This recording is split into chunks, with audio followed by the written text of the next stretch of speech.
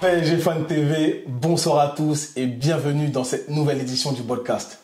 J'espère que vous êtes bien accrochés, car le thème de ce soir va déchaîner les passions. Nous allons parler, comme vous l'aurez deviné, de Kylian Mbappé. Pour celles et ceux qui regardent PSG Fan TV maintenant depuis plusieurs années, vous savez que la chose que nous avons toujours mise en avant, c'est la sincérité.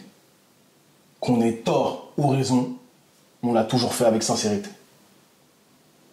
Pas mal d'avis, d'opinions traversent le net en ce moment sur la situation du club, comment ils ont géré notamment ce joueur qui fait partie des joueurs les plus importants, en tout cas de cette décennie. Et c'est pour cette raison que je vous fais passer ce petit message. Donc sachez qu'on sera toujours sincère, on va vous donner notre avis, donc le plus organique, avec un peu plus de recul maintenant, suite à ta dernière interview aux abords du parc notamment. Et sans plus tarder, donc Steph, si tu es prêt, je vais vous poser cette première question. Pourquoi au sein de la communauté des supporters parisiens, Kylian Mbappé divise autant? Bah écoute, bonsoir à tout le monde. Tu mets direct les pieds dans le plan. La question, elle est là, elle est cash, je peux même pas éviter. Et là, je vais répondre clairement. Il divise beaucoup de monde parce que déjà, c'est un grand joueur. Donc forcément, déjà, il est sous les spotlights. On attend beaucoup plus des... Un grand joueur doit mettre tout le monde d'accord. Ouais, c'est ça. On attend beaucoup plus des grands joueurs que des joueurs, on va dire, moyens, ou en tout cas qui sont dans la moyenne. Mbappé, il a ce truc en plus qui fait qu'il est très regardé, très observé et très écouté également. Il divise parce que il y a des épisodes au Paris Saint-Germain qui dénotent en fait d'un trait de personnalité chez lui. C'est-à-dire que on a le sentiment qu'il aime bien tout ramener à lui. Et lui, à contrario, en fait, il va avoir des actions qui donnent l'impression qu'il veut tout ramener à lui, alors qu'en fait, lorsque lui va s'exprimer, il va dire que, en fait, non, en fait, moi, je pense collectif, mais en fait, il a des actions qui sont totalement, je trouve, très souvent, différents de ses paroles. Donc, ça aussi, ça joue. Il y a le fait que il y a beaucoup de supporters, et moi j'en ai fait partie, qui n'ont pas trop kiffé ce jeu de chat à la souris pendant 2, 3, 4 ans. Par rapport à sa situation contractuelle. Voilà, sa situation contractuelle. Et puis voilà, c'est ça. Et puis là, il y a aussi forcément le côté émotionnel où beaucoup trouvent que on a affaire par moment à un robot qui donne peu. L'émotion. Très peu d'émotion, même si j'ai quand même en souvenir quelques matchs où il a su en donner un peu. Mais c'est vrai que dans la globalité de ces 7 saisons au Paris Saint-Germain, au niveau de l'émotion, il n'en a pas beaucoup donné. C'est vrai que les gens sont... Quand je dis émotion, quand je dis il n'en a pas beaucoup donné, c'est le côté proximité, le côté chaleureux, sortir un peu des sentiers battus. Tu vois ce que je veux dire? Voilà. Et au niveau de ses sorties à l'oral également. Aussi, ouais. C'est surtout ça, je pense. Parce que sur le terrain, je pense qu'il en a donné un minimum. Et il a beaucoup donné sur le terrain. Et d'ailleurs, on compare souvent à des joueurs comme Lionel Messi, qui est passé par Paris Saint-Germain, comme vous le savez, des joueurs comme Cristiano Ronaldo. Et c'est pour cette raison, en fait, que je te pose la question là qui va suivre. Parce que les deux joueurs que j'ai cités, je pense que c'est indéniable. Si tu leur demandes, si tu poses la question aux supporters, en tout cas, de leur maison, et quand je parle de leur maison, je parle du FC Barcelone, donc pour Messi, et je parle peut-être 2 maisons pour Cristiano Ronaldo avec Manchester United et le Real Madrid. Est-ce que ces joueurs ont été ou sont des légendes pour vous? Je pense que si on faisait un sondage, il y aurait clairement en fait une tendance qui se prononcerait. Mais pour Kylian Mbappé, bizarrement, Voilà, je le compare, mais mais voilà, les parcours sont différents, vous me direz. Et d'ailleurs, je serais ravi de vous entendre. Est-ce que Kylian est une légende du Paris Saint-Germain? Si oui, si non, pourquoi? Dans mon dernier débrief, j'ai dit que c'était une légende. À chaud, t'avais dit ça à chaud. Et là, on est un peu plus à tête reposée et je maintiens mon propos là-dessus. Pour moi, c'est une légende du Paris Saint-Germain. On va déjà commencer à parler des chiffres qui sont totalement en sa faveur. 307 matchs joués avec le Paris Saint-Germain depuis son arrivée en 2017 en provenance de Monaco sous forme de prêt qui s'est transformé par la suite en transfert avec obligation d'achat, il me semble à l'époque, 180 millions d'euros.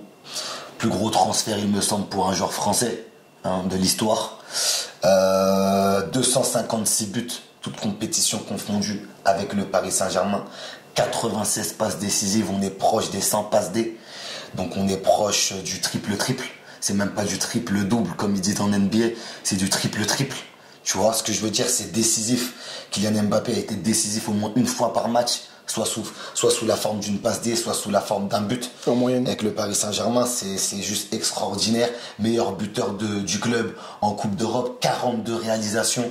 Meilleur buteur du club en Coupe de France. Et l'histoire n'est peut-être pas finie avec 35 réalisations. Meilleur buteur du club au Parc.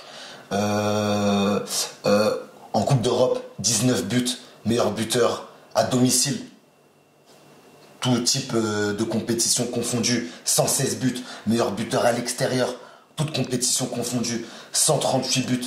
Unique joueur à réaliser un quintuplé, il me semble, au club, il me semble que c'était en Coupe de France. Cette saison, ou la saison dernière, j'ai encore... vraiment. Recordman de triplé au PSG, il en a eu 12. Recordman de doublé, 51, 6 Ligue 1, 2018, 2019, 2020, 2022, 2023, 2024. Il est 7 fois champion, on n'a pas oublié le titre de 2017 avec Monaco. 3 Coupes de France au PSG, 2018, 2020, 2021. 2 Coupes de la Ligue qui n'existent plus, 2018 et 2020. 3 trophées des champions, 19, 20 et 23. Il est pour moi dans la légende incontestablement de par les statistiques, de par ce qu'il a donné. Il a été fraîchement décoré, donc du trophée du meilleur joueur de Ligue 1. Pour la 5e fois, voilà. Couronné de ce trophée joli UNFP. titre, joli award. Il m'a donné beaucoup d'émotions, que ce soit sur le terrain, des gestes, des dribbles, des buts, des passes Ouais, c'est voilà. Au-delà de tout ça, parce que là, des célébrations aussi. Il est clair que le palmarès au PSG, il est. Après, le très problème, et c'est là où les avis vont diverger, et je peux aussi comprendre ceux qui me disent que ce n'est pas une légende. Mais moi, personnellement, je le classe dans cette partie du bon côté. C'est qu'il y a le côté émotionnel, il y a le côté, je prends les gens un peu pour des cons. Il y a des stories Instagram, il y a des hashtags pivot game. Non, mais moi je pense pas. Moi je pense pas que ce soit ça.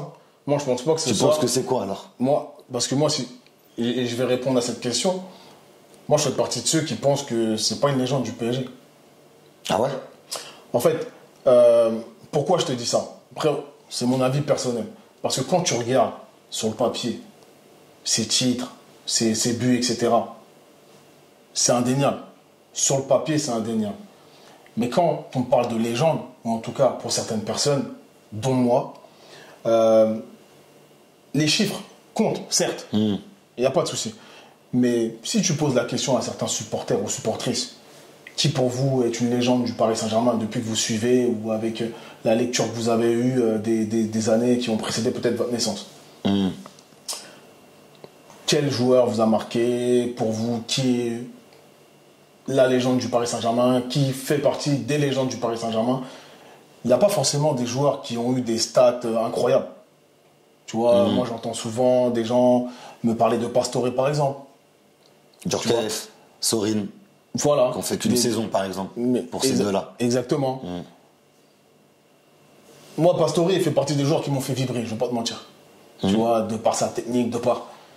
Je pense pas que ce soit une légende du Paris Saint-Germain. Pour autant. Mais en tout cas, c'est difficile de dire ça. En tout cas, j'ai eu des frissons. C'est pas du dos, il est incroyable ce jour. Tu vois. Alors que tu vois, je peux pas comparer à Mbappé sur l'aspect statistique. Tu vois, il est incomparable. Mais tu vois, Neymar m'a donné des vibrations. Neymar m'a donné des frissons. Tu vois, je le mets allez, dans ce cercle-là. Dans ce cercle-là. Je te parle de frissons, je te parle d'émotions. Parce que l'émotion, ça compte aussi. Tu vois, quand tu es supporter, tu vois, nous, on n'est pas des entraîneurs. On est là, on vient spectacle, on vient supporter club.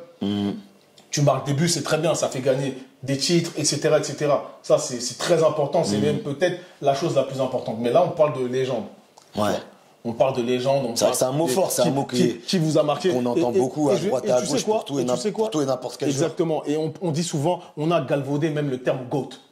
Aussi. GOAT. Merci. Greatest of all time. Of all time. Greatest of all time, exactement. Et ce titre-là, il vient d'où? Il vient notamment de Mohamed Ali. Voilà, pour la petite histoire, Mohamed Ali, grand boxeur mondial, sur le ring, mais surtout, en dehors du ring.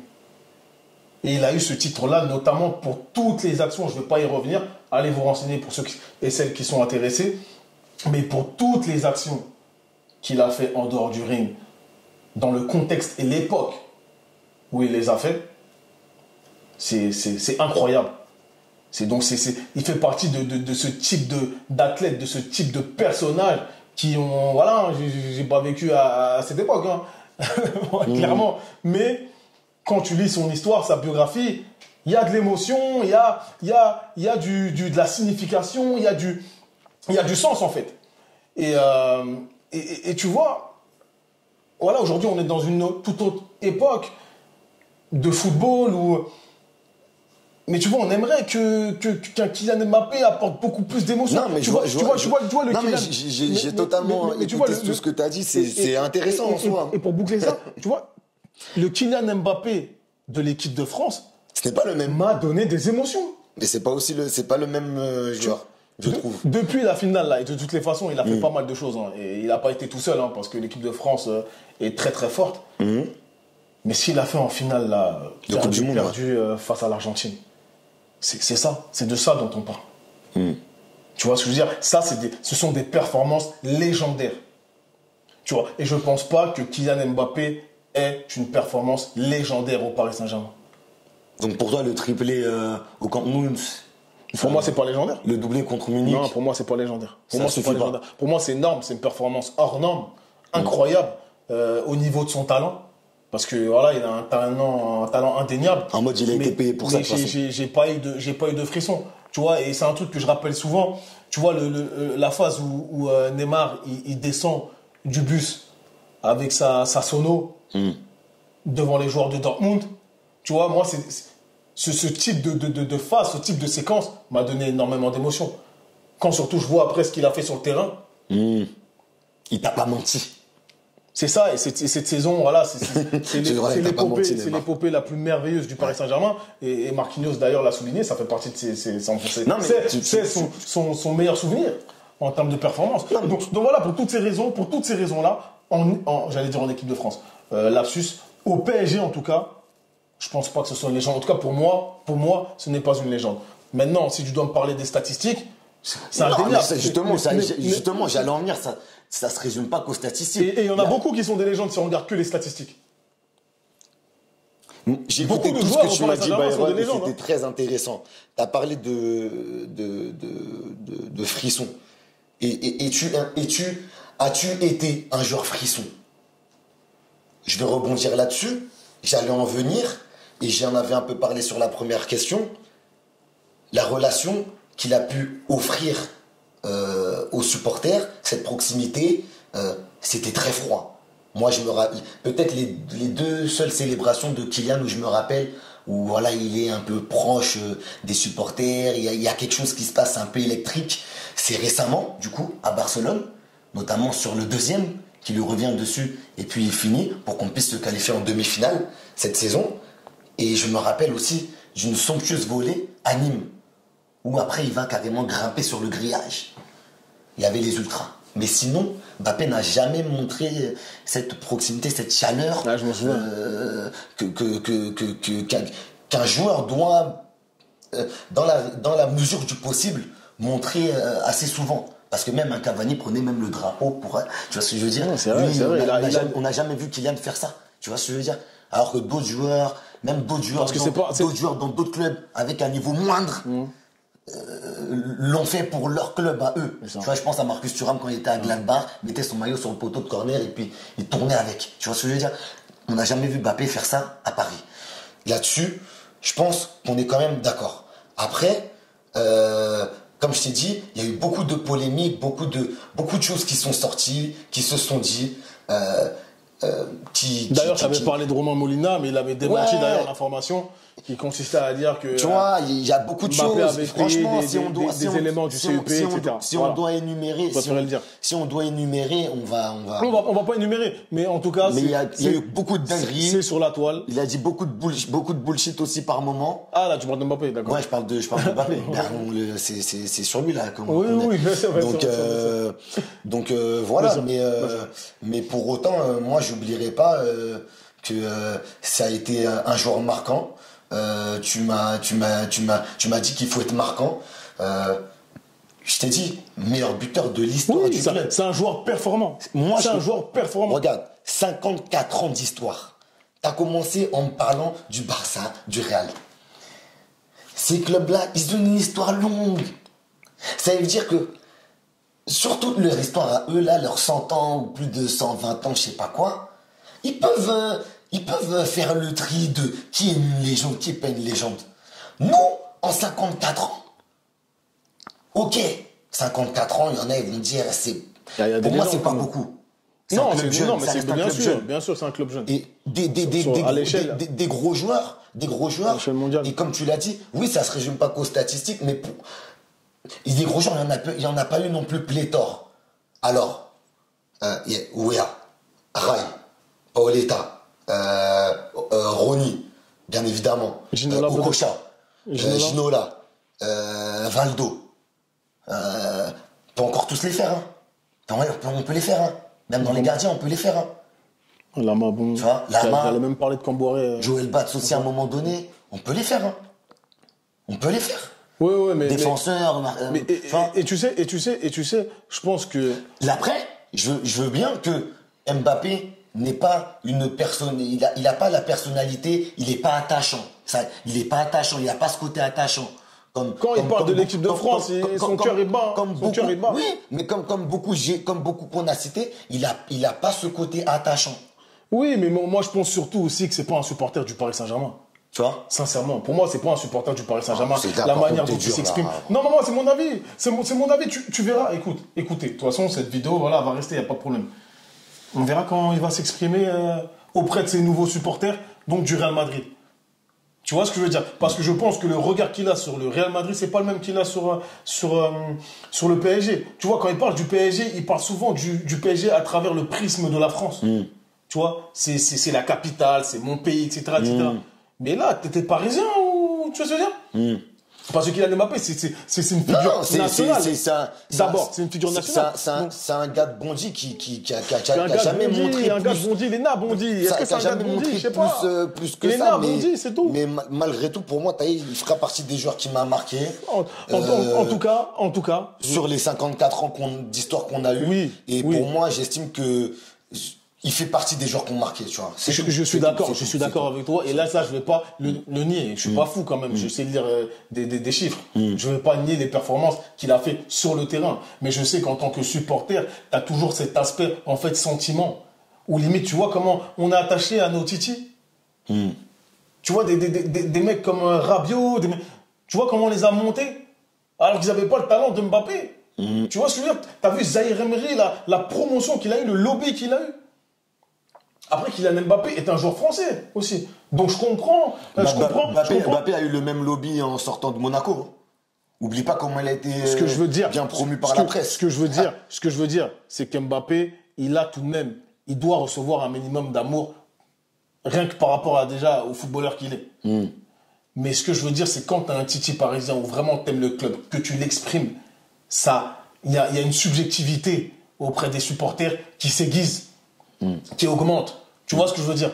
Un Zaïre Emery, quand il va faire une mauvaise prestation, les gens, ils auront du mal à le critiquer. Les supporters, ils vont omettre d'en parler. Tu vois ce que je veux dire? Parce qu'il y a du sentimental qui va intervenir. Exactement. Et c'est vrai qu'avec Mbappé, il n'y a pas eu non, plus de parce que c'est pas un supporter du PSG. Parce que moi, je suis convaincu. C'est vrai, ça, c'est vrai. Je suis convaincu que ce n'est pas un supporter du PSG. Et il n'y a pas de mal. Voilà, c'est un contractant, il est venu, il est français, il est né en Ile-de-France. Étape dans la carrière, il a tous les points. Il a tous les points en sa faveur. Mais le cœur, on ne peut pas tricher avec le cœur. Le cœur, c'est quelque chose de visible, c'est quelque chose qui se voit. Et quand ton cœur, il parle, ça se ressent. Et moi, je suis désolé, Kylian Mbappé, quand il parle du Paris Saint-Germain, et même sur sa sortie, il disait quoi? Il disait, moi, je vais continuer à regarder les matchs. Excuse-moi, tu vas supporter ou tu vas continuer à regarder les matchs?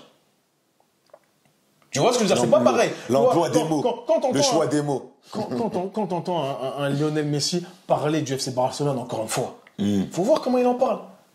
Quand tu vois un Zinedine Zidane, c'est un supporter du Real Madrid. Même quand il parle de la Juve, il y a une émotion. Thierry Henry, c'est un supporter d'Arsenal. Exactement, c'est un supporter des Gunners, c'est un supporter d'Arsenal. Il aime Arsenal. Quand tu l'entends débriefer sur les matchs d'Arsenal, il fait attention, il marche sur des œufs, on le voit. Il n'y a pas ça avec Kylian Mbappé. Tu vois ce que je veux dire? Et je reproche rien. Je reproche rien. Voilà. Il est comme il est. Il n'a pas, comme certains disent, sacrifié 7 ans de sa vie. D'accord? Il n'y a pas de sacrifice. Il est venu, il a joué 7 ans. En contrepartie, il a eu cette méga money, comme on dit, le dernier contrat là sur la dernière saison. C'est virement incroyable. Ouais. Et je suis très content pour lui, parce qu'en France, voilà, le sujet avec l'argent, voilà, c'est toujours un petit peu pointilleux. Ouais. Mais dans tous les cas, voilà, il mérite l'argent qu'il a, il n'y a pas de problème. Ou il mérite pas, je suis pas là, voilà, je suis personne pour dire quoi que ce soit par rapport à qui mérite quoi. Mais je sais que voilà, il n'y a pas de sacrifice. Il a été grassement payé. Tu vois ce que je veux dire? C'est les salaires qu'il a eu au PSG, il les aura plus ailleurs. Sauf s'il n'y a rien. Tu vois ce que je veux dire? Et ce qu'il faut noter, et ce qu'il y a d'incroyable, et je pense il y a pas mal de supporters qui ont une dent par rapport à ça, c'est qu'il part gratuit. Non, il part gratuit. Et c'est peut-être une première, d'accord? Dans l'histoire du foot. Dans l'histoire du foot, en tout cas depuis que je regarde le foot, je n'ai jamais vu. C'est même plus un prospect. J'ai même plus un prospect. Ouais. Je n'ai jamais vu un grand joueur, d'accord, de 25 ans quitter son club. Gratos. Sans année de contrat à acheter, à revendre. Ça, je ne l'ai jamais vu. Tu vois ce que je veux dire? Il a été formaté dès le début en mode LeBron James, joueur de NBA. C'est la réalité. C'est avec les franchises que ça se passe, ça. Free agent, il est là, ça fait un gros débat, il va suivre il va choisir en fait quelle franchise il va intégrer. Mais il fallait que ça passe par le PSG, tu vois ce que je veux dire? C'est incroyable. 25 ans, un des plus grands joueurs au monde. D'accord? 25 ans, il n'y a pas de transaction, rien. 25 ans où Neymar, lui, a débarqué à Paris. Exactement. Pour 222. Logiquement. Tu peux pas, même Dembélé, qui devait venir gratuitement sous l'ère Leonardo, gratuitement au Paris Saint-Germain. Même lui a dit non, je peux pas, je suis obligé de donner une indemnité à mon club. Donc on a attendu l'année d'après, on a payé 50 millions. Au lieu d'avoir gratuitement. Et aujourd'hui, il continue de lui en vouloir. Mais bref, ça, c'est pas... Tu vois ce que je veux dire? Donc, ça, c'est des choses qui ne se voient pas. Ça se voit nulle part. C'est que ici, au PSG. Tu vois ce que je veux dire? Donc pour toutes ces raisons-là, tu vois, il y a cette espèce d'amertume. Moi, je ne l'en veux pas spécialement. Mais pour moi, il n'a pas trop respecté le club. Sincèrement. Pour moi, il n'a pas respecté le club. Ouais. Non. Pour moi... T'as vu, les supporters ont eu des réactions exagérées, tu vois, abusives, très souvent, auprès de certains joueurs, on va pas les citer. Et je demande pas qu'il y ait une réciprocité par rapport à Mbappé, c'est pas ce que je dis, attention. Pour moi, faut rester dans son cadre. Comme on dit, le club est au-dessus des joueurs, mais le club est également au-dessus des supporters. Donc, faut rester à sa place. il n'y a pas de problème. Le club est en haut et tout le monde. De toute façon, je vais Tout le monde rebondir. joue son rôle. De toute façon, je vais rebondir là-dessus, Byron, parce que c'est important aussi de le mentionner. Sur cette affaire-là, sur tout ce long feuilleton qu'on a eu concernant Kylian Mbappé, c'est qu'il y a des torts partagés, que ce soit des deux côtés. T'as quasiment en 2021, l'opportunité pour Mbappé de partir, contre quand même, je pense, une bonne somme d'argent à l'époque, et t'as un club qui fait des pieds et des mains pour le retenir. Il fait la saison 21-22, on sait pas s'il va prolonger, et puis finalement en 2022, courant mai 2022, on t'envoie un maillot 2025. Avec, on te fait croire qu'il va prolonger 3 ans sec, mais au final, c'est un contrat 2+1. Et rapidement, après cette présentation de maillot Mbappé 2025, monsieur te prévient qu'il va pas activer l'année optionnelle. Donc, ouais, il y a forcément une amertume et une colère. Je vais pas non plus mentir, parce que elle est là, et elle a joué aussi dans le fait que je l'ai traité de menteur quand il a dit on est sûr qu'on va se qualifier, puis 48 heures après il glisse devant Kobel, et puis justement il est pas du tout proactif en demi-finale retour de C1 à la maison, qui plus est. Mais ouais, il y a cette pointe de colère et d'amertume envers lui, parce qu'il y a aussi ce côté qui fait que monsieur veut partir gratuit ailleurs. Mais moi, personnellement, c'est un cadeau que tu fais à l'adversaire. C'est incroyable. Oui, on va renforcer, je pense, une sacrée écurie en Europe, pour pas citer son nom, qui joue tout en blanc. Mais malgré tout ce que tu peux me dire, Byron, et j'entends tes arguments qui sont tout à fait entendables et tout à fait, c'est là, c'est implacable. Je peux pas les contourner, tu vois. Mais pour moi, ça reste un des joueurs marquants. Sur la chronologie de l'histoire du Paris Saint-Germain, il y a un moment donné, tu vas devoir t'arrêter sur ce garçon-là. Et du coup, le fait de t'arrêter sur ce garçon-là en fait pour moi une légende. Tout simplement. Malgré un côté plus dark. Ouais, partir sans donner de l'oseille à ton club. Aujourd'hui, le Paris Saint-Germain a été considéré comme son club formateur sur les listes UEFA à chaque début de saison. Quand on se présentait en Ligue des Champions, le Paris Saint-Germain était considéré comme le club formateur de Kylian, parce qu'il est arrivé à 18 ans. Donc à partir de ça, l'UEFA a dit qu'on pouvait être considéré comme un de ses clubs formateurs, et faire ça, j'avoue, je trouve ça un peu dégueulasse, même très. Mais que veux-tu, c'est comme ça. Il fait ce que lui estime être bon. Oui, c'est ça. Et les supporters disent ce que eux pensent. On est sincère. Peut-être qu'on a tort, peut-être qu'on a raison. Tu l'as dit en début de débrief. Moi, c'est mon avis. Toi, c'est ton avis. Il y a des gens qui pensent comme toi, des gens qui pensent comme moi. On reste quand même supporters du PSG. C'est ça qui nous rassemble. C'est ça. Il n'y a pas de problème par rapport à ça. Et d'ailleurs, j'ai envie de parler de Lucho très rapidement, parce que l'heure passe, l'heure tourne. Est-ce que tu penses qu'il a, sportivement, bien géré le cas Mbappé? Non. Pour quelle raison? Alors, le vent, il a beaucoup tourné par rapport à ça, et je trouve que la question, elle est très très très intéressante, et j'attendais même plus cette question-là que la question précédente. Pourquoi? Au moment du Classico, au moment de Monaco, au moment de Rennes, ça commence avec Rennes. Ça commence avec Rennes quand il jette le brassard et qu'il le sort. Il fait déjà contre Rennes, il est pas bon. Contre Monaco. Contre Rennes, je sais plus c'est quoi la chronologie des matchs, mais en tout cas c'est quasiment la même période, c'est février-mars.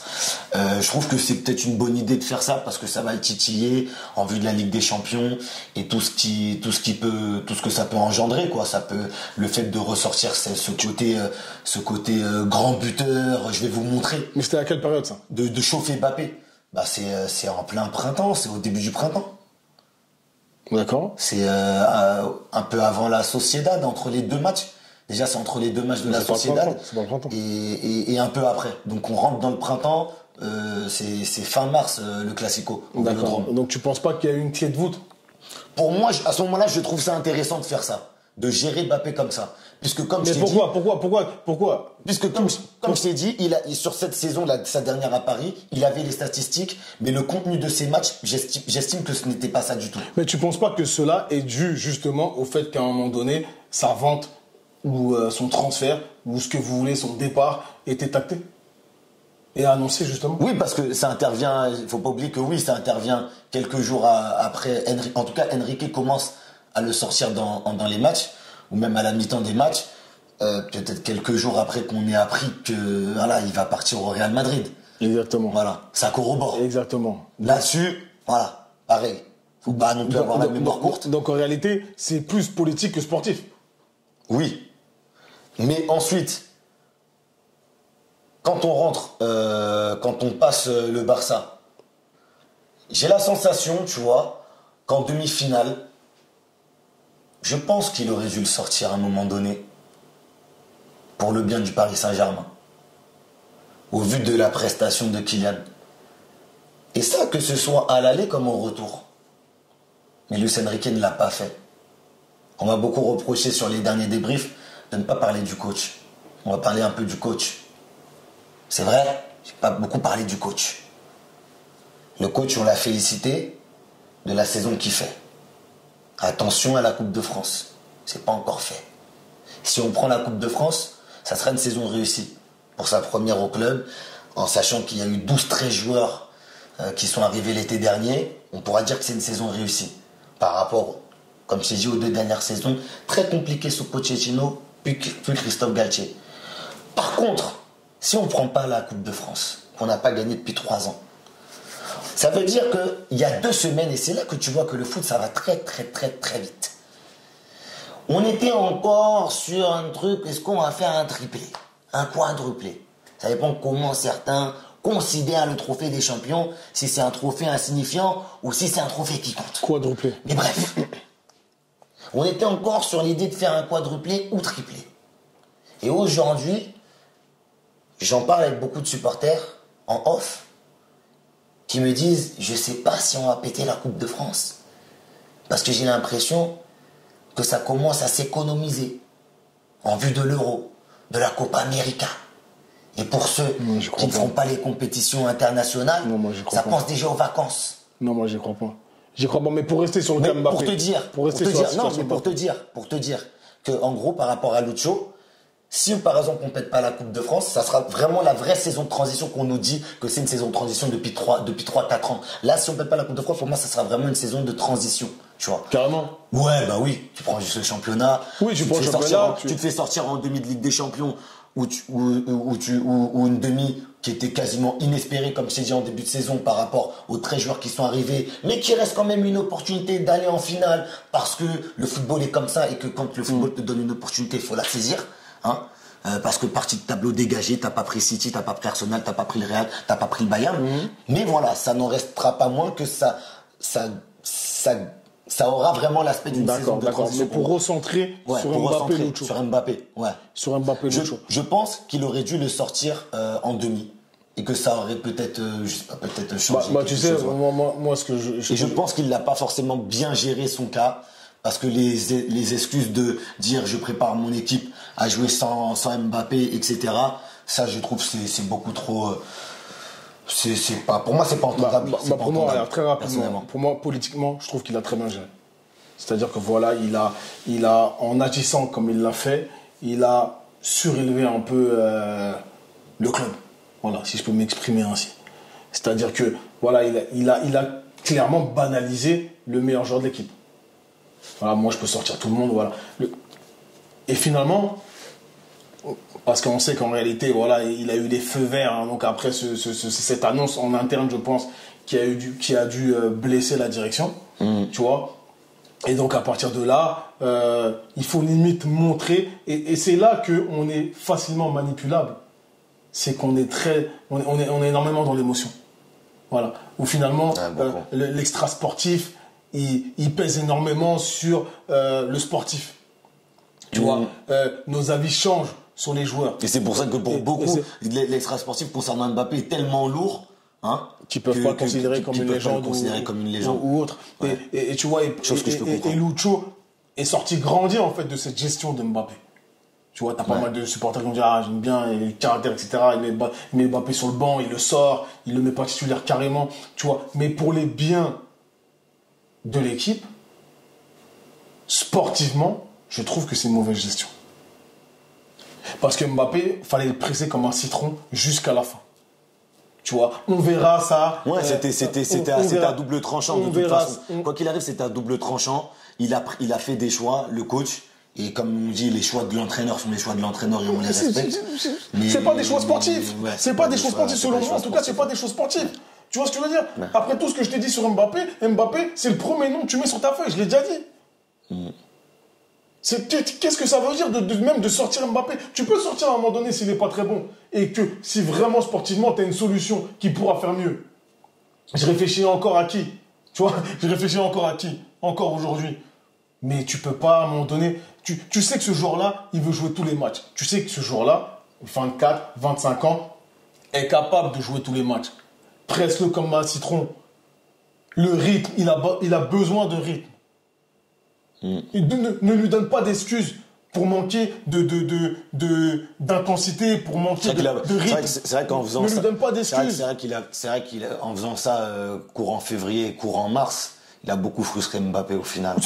Déjà mentalement. Mais mentalement, moi, j'ai pas envie d'en parler. Parce que tout ça, c'est extra-sportif, même si l'aspect mental est primordial dans la performance de chacun. Au final, tu te rends compte qu'il a quel que soit le secteur, quel que soit le domaine, l'aspect mental est très important.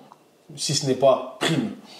Mais pour parler du terrain et pour parler scientifique, tu peux pas à un moment donné enlever des minutes de jeu comme ça à un joueur qui était habitué à rester sur le terrain 90 minutes ad vitam aeternam.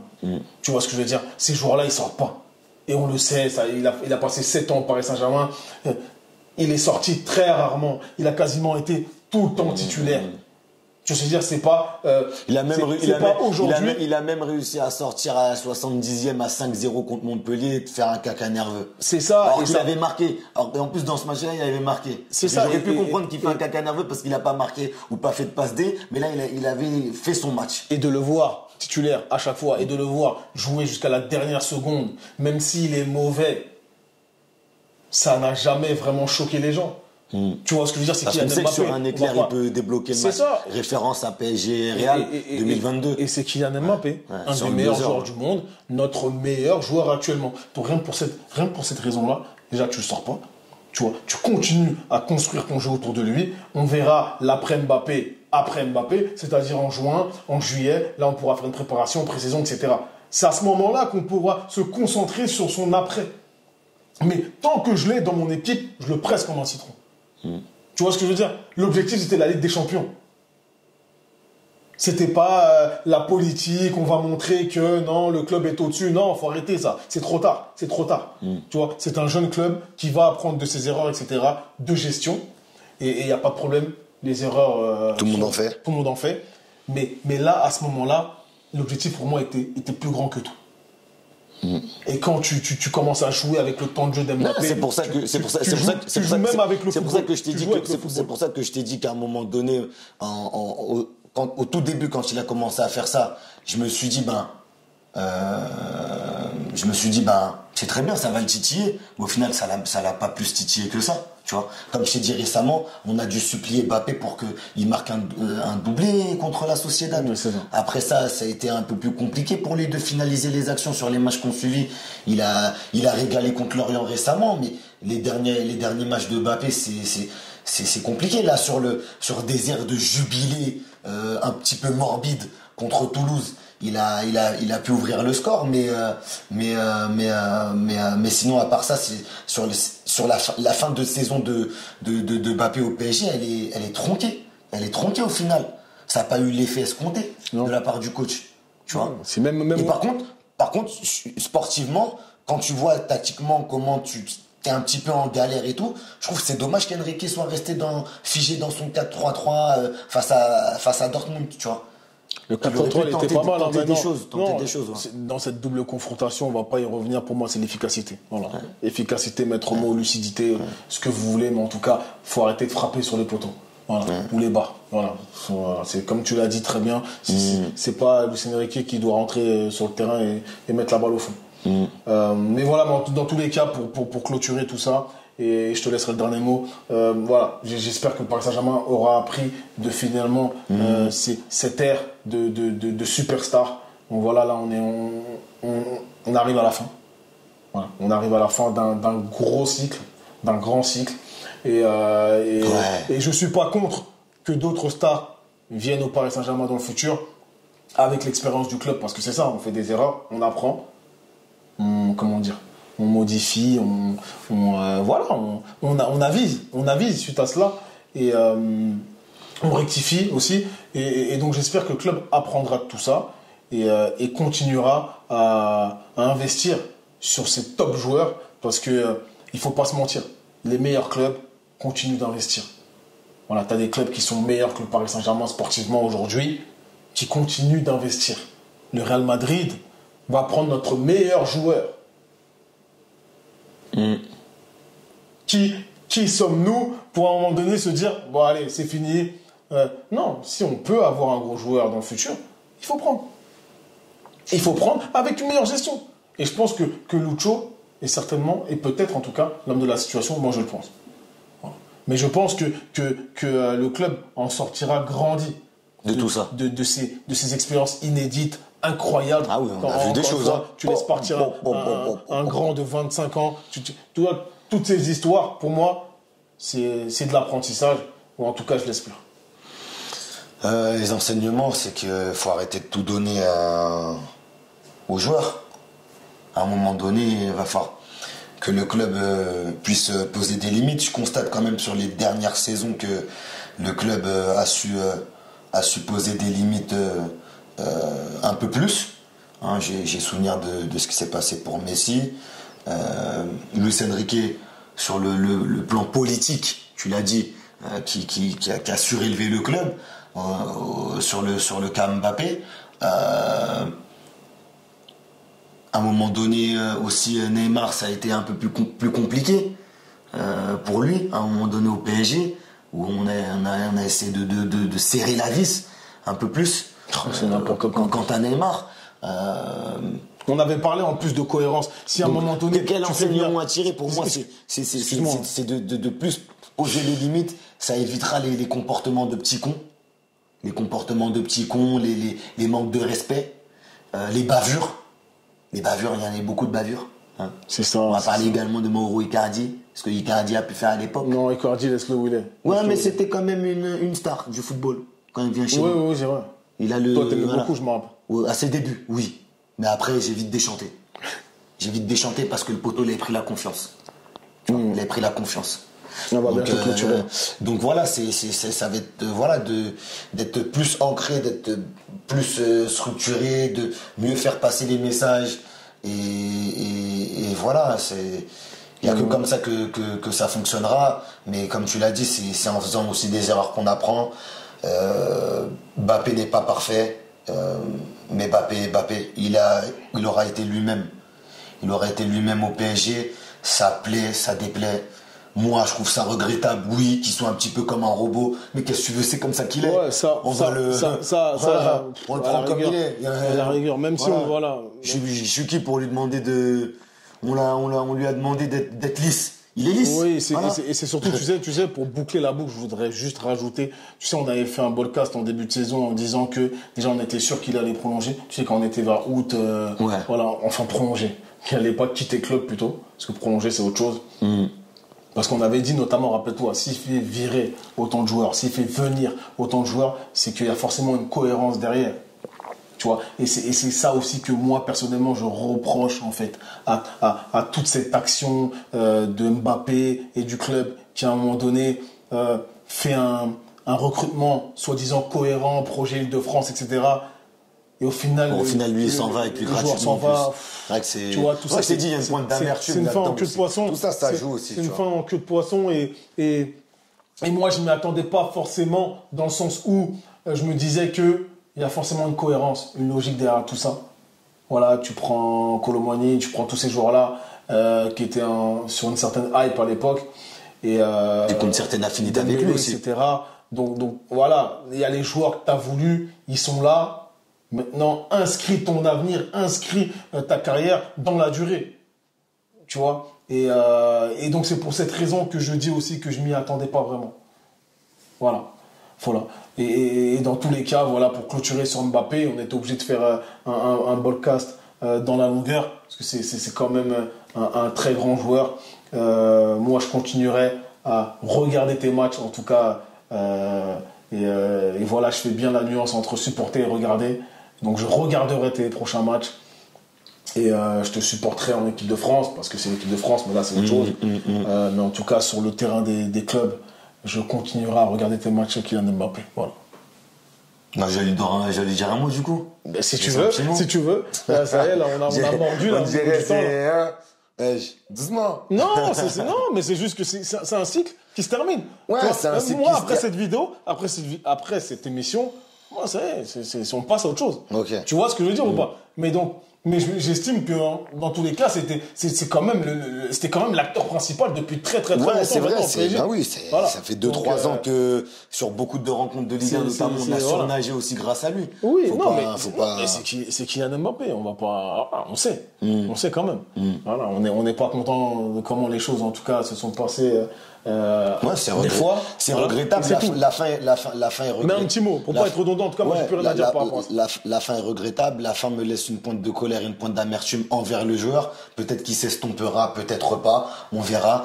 Comme tu l'as dit, et je le pense également, on suivra ses aventures de l'autre côté des Pyrénées. Voilà, tout simplement. On espère pour lui ça se passera bien. Qu'il fera pas autant de frasques de l'autre côté des Pyrénées, et puis voilà, même si je doute qu'il en fasse, parce que là-bas c'est un club qui est en principe, comme on dit, peu importe. On verra, mais en tout cas je suivrai ses aventures, je connais. Merci de nous avoir suivis, chers abonnés. Voilà, vous avez eu notre avis. Voilà, est-ce qu'on a tort, est-ce qu'on a raison? À vous de dire. Donnez-nous votre avis sur cette situation. Beaucoup de choses à dire. Voilà. C'est organique. Sur PSG Fan TV, c'est organique. Donc, suivez-nous sur nos réseaux sociaux. X, Instagram. Un petit pouce bleu pour le référencement. Partagez. Faites-vous plaisir. On vous dit à très bientôt sur PSG Fan TV. Ciao, l'équipe.